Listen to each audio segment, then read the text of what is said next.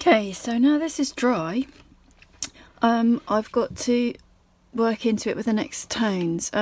What I've been doing is mixing up some of these colours. What I want to get is kind of like a soft grey for like the bottle, and then I'm going to just bring in sort of mid-tones, and I've got some stronger tones for the tomatoes here. The thing to do is use a scrap of paper like this and mix colours up. I think there are quite a lot in here to do them individually, but you can see here I've started to use, this is the kind of greyish colour, which is a mixture of the ultramarine and some brown and some yellow ochre. So you're getting that kind of darkness and greyish brown tones. And then I've got a cooler red, which is just the vermilion with a tiny bit of burnt sienna in it to just knock that back. The crimson has been knocked back again with just a little bit of brown. And then we've got the strong green, which has got a bit more ultramarine in it, because I want to get the colours from these kind of bluish greens, and also to use those for the shadows. And then I've just got a buttery yellow here, which is ochre and some of the yellow, lemon yellow. So you've got that warm yellow, so I'm going to try and bring that in for some of the apples first, so that I've got those light tones and kind of try and bleed in some of these cooler reds and actually probably warmer reds, and then cooler reds for the tomatoes. So I'm going to just start doing that. I mean, I can always put in these very dark tones in the last bit of glazing, but I think we need the second stage really here. And I also think I might come back into this and make this more of a kind of purpley blue for the background, although it isn't, it's a white. I really like that effect against the reds. So I'm just going to start bringing these in. I've got a small brush here, and then I've tried to find a round brush, which I don't really have, so I've got this very wonky old Chinese brush. So I'm going to have a little go with that and try and bring these in quite loosely. Again, so we've got water, we've got 2 pots of water, we've got kitchen roll. So I'm going to start with the greys of the bottle, which is this one here, and just drop that in on the bottle and just see, we can always build the colour in darker to that one, and then just keep that quite light. And then we want the darker tones inside here. Let's pop those in a little bit. And then I can't see any loads of dark tones there. I'm just going to perhaps put in these ones. I want to keep it light to start with, but that's a kind of greyish colour of the bottle. It might be a bit strong, we'll see. And then I'm just going to clean my brush off. And I might use that smaller brush because this is quite a small detail, and use the buttery yellow that I've got mixed here. Again, that's quite strong, so I might add a little bit of water to that. Keep that nice and light and loose. And just drop it where I can see the yellow on this apple here. So you've got some strength of character there, strength of colour. And while that's wet, I just want to see how that works with perhaps the warmer red, because the apples seem to be a warmer red, so that's the one with the crimson colour in it. Just drop that in and just see if we can do a wet on wet kind of softness to that of the tomatoes. So this is a quite strong red. Let's just see how that comes out on there. I think I could probably drop in a bit of the crimson as well on this side, because I've got the brown there. Let's leave perhaps a little bit. I know it's probably a bit further over on that, but we can just leave a bit of light on there. So this is kind of what you would call reserving when you're doing a technique, and that's obviously where the stalk comes across. So again, let's make it a bit darker under there using perhaps the warm red, because that's how that looks in the shadow, and we can come over it with some shades. Okay, so just keep this sort of fairly runny. We can always put the dark against it. It's using a bit of wet on wet here because we're not at the final stages of glazing yet, so we kind of want this lot to dry again. So you've got that dark we put the darker red in there and then work over it with that strong red. For the, we've got a little bit, let's reserve that again for that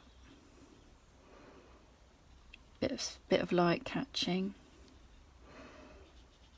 I think we're going to come into that with some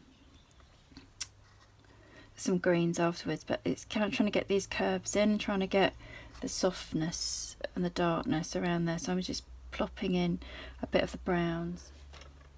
Okay, I think I'm probably better off using this little brush than the round one. And then this one here, we can do this one inside, perhaps bring that across. I haven't actually drawn that one, but I don't think it really matters because I know where it's going to go. It's just nestling in there. I think can you keep that quite light and work up to the browner tones, but again there's a little bit of light on it. Let's reserve that. That's it, a bit darker. Again, you can always mix these colours and then try them out first here. That's the better thing to do because that was a bit too strong, a bit too blue. So you kind of want it more browny. The red, which kind of looks really interesting.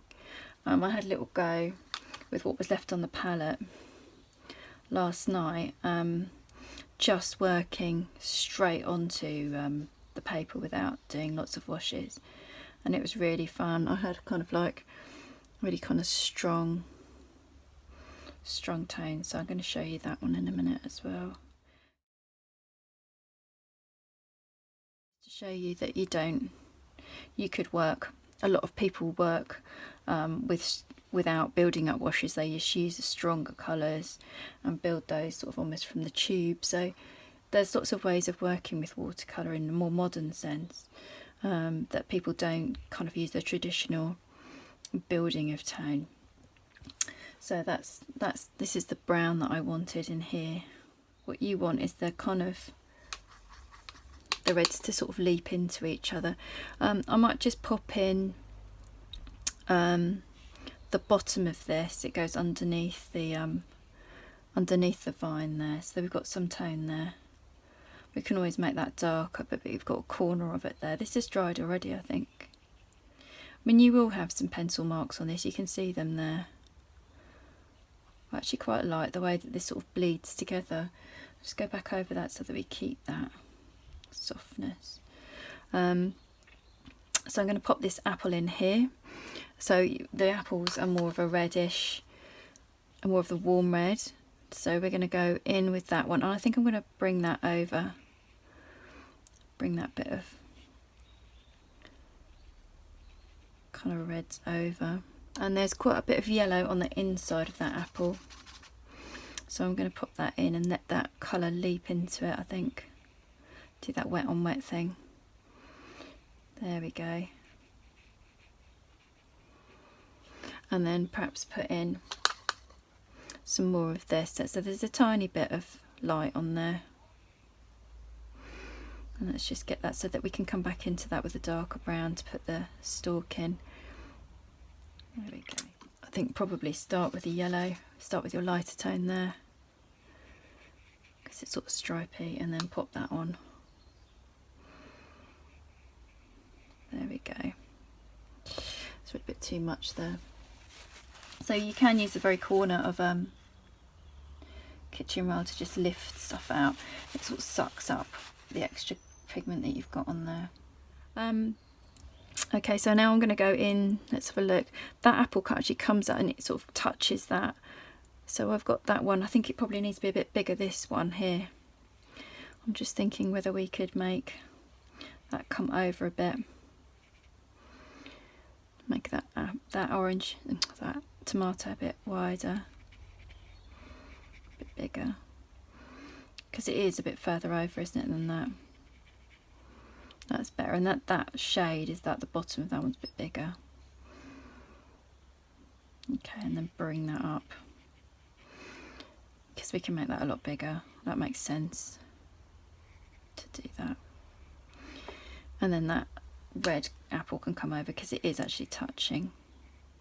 There we go, that's better. And then this is quite dark in here, so we can come back into it with the browns. But I think if we've got the reds in, I can be quite free with this, keep it quite blurry, and then define it with a glaze over the top. I think that's what I'm going to do. There we go, and that apple can come over a little bit there. Let's kind of like see if we can we will start getting those kind of light lines on it when we do the glazes. It's very, very dark in here, so let's perhaps put in some more of those dark tones just in here and let them kind of bleed across, so that we've got this darkness inside over the top, because it is quite yellow, that, isn't it? Let's keep that yellowish, because we can always knock it back, but it is a kind of warm colour. There we go, this is starting to come together a little bit better now. That's good. Got these yellows in, sort of buttery yellows. What I want to do as well is put the shadow in. Might use this big brush again and see if I can use a mixture between the blues and the browns a bit. Again, let's try it here. That might be a bit bluish. Let's pop in the green and just see. That's quite good for the shadow, isn't it? That colour there. So it's a bit of a mixture between the blue and the green.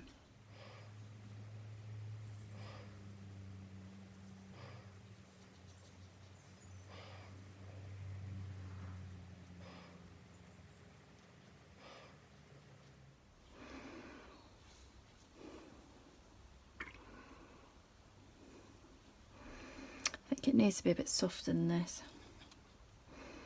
See if we can bring it out a little bit.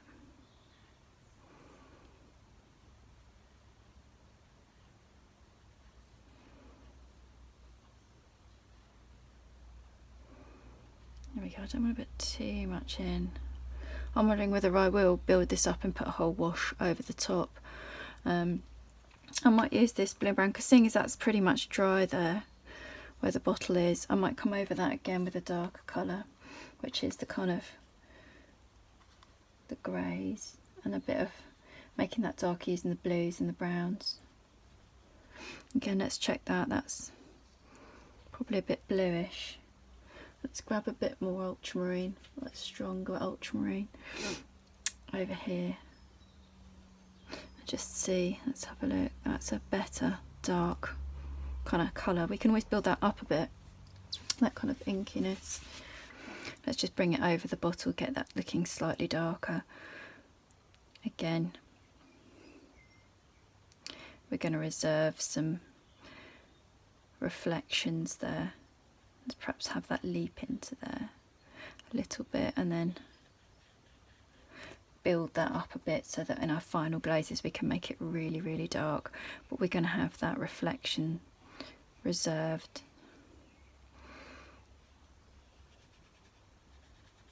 Using a smaller brush here than perhaps I wanted to. This one is a number 3.